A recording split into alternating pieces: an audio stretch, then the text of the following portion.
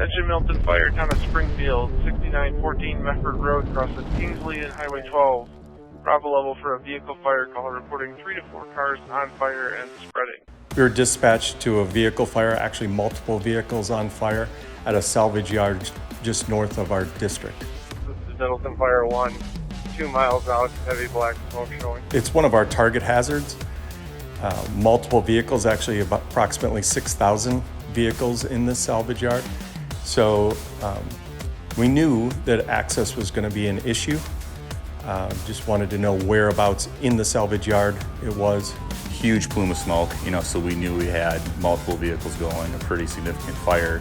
Getting there and looking at aerials and looking at how are we going to get into where this fire is at, there's zero chance we're bringing an engine into it. Super narrow roads, it had been raining all day, and so a lot of mud.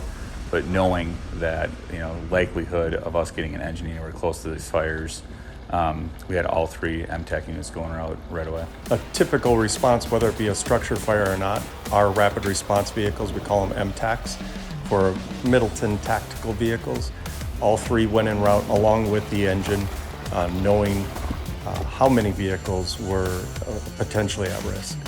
After moving some cars, we were able to drive through the narrow, muddy passageways with the MTAC units, get to the subject vehicles, the 3 vehicles that were adjacent to one another, fully involved, and start a knockdown immediately. Versus stage, navigate roughly 1,000 feet in with a hose, charging line, and then start. We drove in, parked, pulled the line, started fire attack. Fire has been contained for a little while now. We did have 4 cars burning. All 4 have been extinguished. We're doing some overhaul.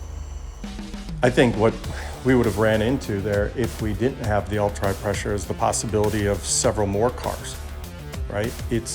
We're talking about access here. There's all sorts of benefits to ultra pressure and the use of the HMA system, but in this particular situation, it was simply quick deployment, rapid response that helped prevent maybe 4 more cars. Our crew was simply able to take the line, go between the cars, go up and over cars, go over debris, and knock it down quickly and more importantly, safely.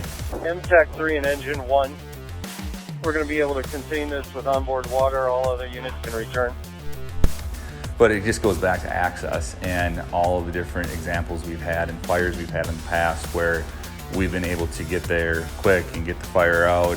I think about alleyways and the really dense residential multifamily, developments in our community, parking structures. Long rural driveways. Rural driveways going to the back of, a rural home and driving right around and starting a fire attack. That example time and time has saved a lot of structures. This is a tool that isn't for every scenario, but when you look to this particular call and so many others where we've had limited access, how are we going to get in and out of here quick to get water on the fire as soon as possible? It's a clear winner, and it was back in service and ready to go within, call it 30 minutes of the initial call. That scenario with a conventional line, dragging it to where the fire was at, you'd have had a lot more downtime as opposed to being ready to go for the next call. Numerous benefits to HMA and ultra pressure. In this situation, not only could it put out the fire, but quick access to multiple vehicles on fire proved again that it pays for itself weekly.